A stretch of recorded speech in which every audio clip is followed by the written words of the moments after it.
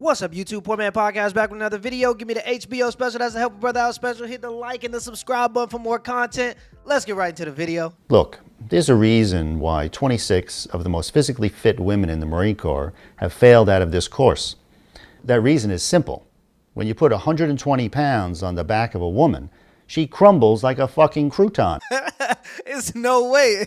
It's no way. But this is real, and this is why I made that video, Men vs. Women in Sports, and this is why I didn't speak until the end of that video, because I want people to see with their own eyes the literal difference, the biological differences between men and women. There's such a ideology out there right now. There's a huge pressure for people to think that men and women are the same, and we have the same strengths and weaknesses. We have the same advantages and disadvantages, and it's just not true. But people are really starting to believe it. It kind of started with people saying that anything a man can do, a woman can do better. And then guys were like, oh, I mean, okay, for the sake of not arguing, we're going to choose our battles. We'll let you have it. All right, whatever. No harm, no foul. Then you started seeing every single Netflix movie being a 5'1" woman in latex with 9-inch heels beating up a 250-pound bodyguard. And then we started to go, I don't know. And then you start to go out and you start to see more women that are 5'1" hitting 6-foot tall men. And I'm gonna tell you this straight up. I have a friend that's 6'5" and he dates this girl, or he was dating this girl. She's maybe 5'1", 115 pounds soaking wet. And she literally thought that she could beat him in a physical fight. She thought that she could beat him up. Now you're seeing this actually happen in our military. Our military are lowering our standards to be more inclusive for women. China, our competition, has said that they want to make their men more masculine. They're banning feminine women from their TV shows. They're making sure that their young men can't watch pornography. That's what they're doing to take steps to make their men more masculine. We're trying to make our military more inclusive for women by lowering the standards. And this is the destruction of making people feel good all the time. For the sake of making people feel good and being more inclusive for women in the military, we're going to risk people's lives. People's lives are at risk. Nobody cares if you're a man or a woman or a Muslim or a Christian or tall or short. When you're in war, you're in war. They're going to kill you. And so you have young men that are going to fight in wars for freedom, or so they think. It's the thought that counts, right? At least they think they're going over there to fight for freedom. Sure, they're fighting for special interests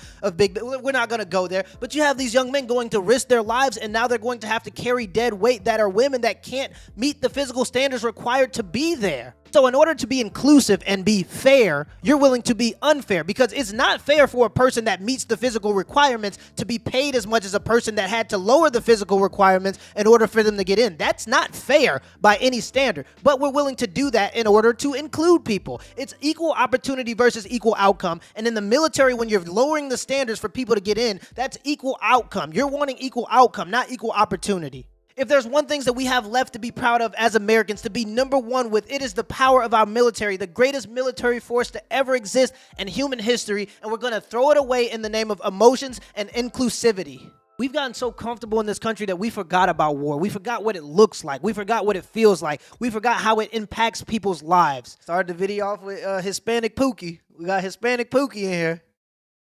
Yeah, I'm going to have to cut that audio out. Can't no songs. It's a shame. We gotta name this. What are we gonna call a Hispanic Pooky and Ray Ray? What's the Hispanic version of the Pooky and Ray Ray? No, but this is why I always talk about the importance of female accountability, and I always use the example of Future because he's a person that everybody knows. I don't have to use the example of Future. If I go back to my old neighborhood, I can find plenty of dudes that don't do nothing. They don't do nothing but drugs. That's all they do. That's what they do, drugs. But they'll have 3 different baby mothers, and I just don't understand how you can allow yourself to get pregnant by a man that has shown his inconsistencies through his previous relationships. Future has 10 different baby mothers. That means in his situation, there is one irresponsible man, and that is Future. But the part that we never talk about is the 9 irresponsible women. And the reason we never talk about them is because they're always seen as the victims, when really the truth of the matter is they are consenting adults that seen that Future was not consistent with his first child. He wasn't consistent with the mother of his first child, but yet decided to lay down with him anyway and have a child. And by the way, committing to a woman is different from taking care of your children. Just because he doesn't want to commit to a woman does not mean that he doesn't want to take care of his children. Those two things are always equated because women see themselves as a package deal with their children, but that's not always the case. Sometimes men just don't like the woman. They want their child, they just don't like the woman, and some women aren't accepting of that idea. Nobody ever points out the fact that why are you laying down with a man that you know has shown himself to be inconsistent? Nobody points that out, and nobody holds the 9 women that allowed him to get them pregnant knowing that he was inconsistent after the first baby mother. Nobody ever holds those women accountable for anything. It's always just the man's fault. So while there's one irresponsible man, there are 9 irresponsible women, and we never talk about that issue. So that means that not only did you decide to lay down with the man that you know is irresponsible and wasn't going to commit to you, you decided to have a child by a man that was irresponsible and wasn't going to commit to you. And when I say you decided, I mean that as a woman, you have so many ways to protect yourself. You have condoms, you have birth control, you have plan Bs, and worst case scenario, which I do not recommend, by the way, so don't be in the comments, oh, you're recommending that women should. No, that's not what I'm saying, but it is an option. You have reproductive rights. So in 2021, as a woman, having a child is a decision. You get to choose the man that you have a child with. You can even sleep with them if you want to, as long as you use the necessary steps to protect yourself, but so many women are not even choosing to protect themselves from these men, and that's just crazy to me. And it's crazy because men like Future can only exist if women allow him to exist. Women get to gatekeep sex, meaning that if women said, I don't know, man, after the first 2 baby mothers, you didn't stick with them, it shows that you're kind of not consistent, Future. Guys like Future wouldn't be able to go and have 8 more baby mothers. But since women are never held accountable and they don't understand the power that they have, as long as they have some kind of sexual accountability, they just go and do stuff willy-nilly, and then they end up in these situations. They deal with men that are inconsistent, and then they go on social media and complain that the guy is inconsistent. You knew what you were there for. You knew what kind of guy he was before you got involved with him, so why are you acting surprised when he's doing the thing that he's done already? And the kicker is, women will date guys like Future that are inconsistent only to try to make him a consistent guy.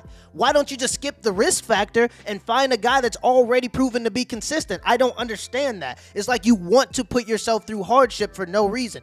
There are plenty of guys that want to be consistent. Why go and try to make an inconsistent man consistent when you could just get a guy that's already consistent? The best thing, if you were in the womb right now and you could choose whether to be black, white, rich, poor, the one thing you should hope for as a child in the womb is my parents are married. But we're not talking about these absent fathers. Well, where are these absent guys? I mean, these moms are doing a heroic job. I mean, they're out there, they're working sometimes 2 jobs, they're getting their kids through school, they're feeding them, and the dads are nowhere to be found and nobody's attacking them. I come from a single family, single mother, okay?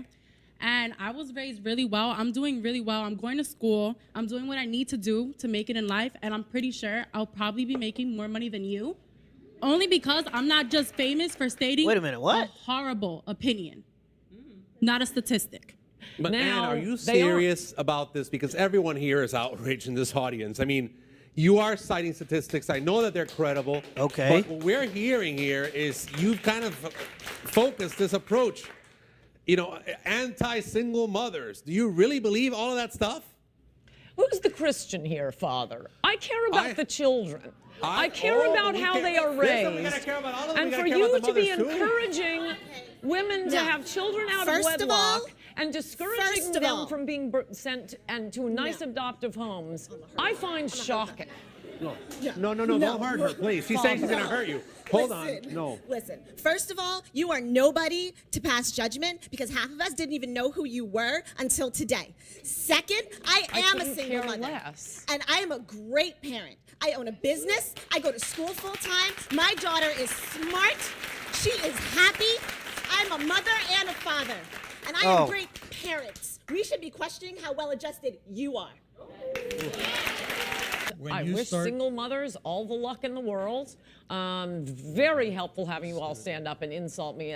You are proving to me that you are fantastic mothers. She just went crazy. And yet, overwhelmingly, the children who end up in juvenile delinquent facilities, the ones who end up as murderers in actual adult facilities, the children who end up having single mothers themselves, overwhelmingly come from single motherhood. It's the truth. I'm going to go ahead and burst the bubble right now because this mentality has plagued the African-American community and is going to continue to spread and is going to plague the rest of the United States if people don't get this under control. You're not a mother and a father. You're a single mother. You made a decision as a grown consenting adult to have a child before you got married. And I understand that a lot of people are trying, but the truth of the matter is this is not an opinion. This is not a back and forth. This is not something that is debatable. At this point, it's a scientific fact. The overwhelming studies are in. You can go and look them up. They're everywhere. A child is going to do better with a man and a woman in the household. It doesn't matter how good of a parent you think you are. It doesn't matter how good of a single mother or you're a mother and it doesn't matter. And it's crazy because she said that she's a good parent, but then she went on to list things that have nothing to do with good parenting. She said, I'm a good parent, I have a business, and I go to school full time. If there are 24 hours in a day and you spend 8 hours of that 24 hours sleeping, that's already 8 hours gone. I have a YouTube channel, and on this YouTube channel from start to finish, it takes me about 6 hours to do a video. This is technically my business, but this doesn't have inventory, it doesn't have payroll, so I would consider this a pretty simple one, and it still takes 6 hours out of my day. So let's be generous and say that's another 6 hours of her day gone. So now we're at 14 hours already gone from 8 hours of sleep and 6 hours of doing business. Now let's say school. I was a Division I athlete. I went to school. I got my bachelor's in criminal justice. So I've done the student athlete thing. I'd say it takes another 5 hours to do all of school. And that's outside of the classroom, right? You have to attend the class and then you have to do the homework necessary for the classes. It's about 5 hours. So you have 8 hours of sleep, 6 hours for business, and 5 hours for class. You're at about 19 hours. That leaves you only about 5 hours in a day to focus on parenting. That's not including meals. That's not including taking a shower. That's not including errands. All those things take time. So if you're spending all of your time doing all of these other things, I don't understand how you think that you're spending all your time being a good parent. It just doesn't add up. And the truth of the matter is it's not supposed to add up because it's supposed to be a two-person job. Out of all the people that stood up because they felt offended, out of all the people who stood up and wanted to speak and say something to the woman, not a single one of them argued her facts or statistics. Their basic argument was none of this matters because you're meanie pants. And it brings me to a basic point that Jordan Peterson made in terms of the differences between men and women. And the studies are in on this too, by the way. Men tend to demonstrate aggression through physical violence, while women tend to demonstrate aggression through character degradation. So instead of arguing your talking points, they're going to try to discredit you by attacking your character and making you look like a bad person. So take, for example, when we talk about paying for dates and equality, men using logic will go, well, if we're all equal when we go on dates, why do we still expect men to pay? And women using emotions and trying to attack your character will go, well, if you can't pay for a date, you must be a broke man. So a doctor, a person that studies human health for 12 years can say something simple like, hey, when you're obese, you're at a higher risk for heart disease and diabetes. And a valid counter argument for that is, you're a meanie pants. You're a fat phobe. You're a bigot. You're a misogynist. And the doctor's just sitting there like, wait a minute, what? So the white lady sitting down is kind of like the experts that present the information. The black lady that got offended are kind of like the people that just think that their emotions matter more than the facts. But the people that are the worst in this situation are the people that are like the priest. The priest represents the common people. The priest represents the people that go to work every single day, but they understand that there's a difference between men and women. They understand that women should get married before they have children because there's a huge risk to a woman that has a child before marriage. They understand the importance of good health, yet they're willing to ignore all of those things because they want to make people feel better. They don't want to make people feel better because they actually care about the people. They want to make people feel better because it makes them look like a better person.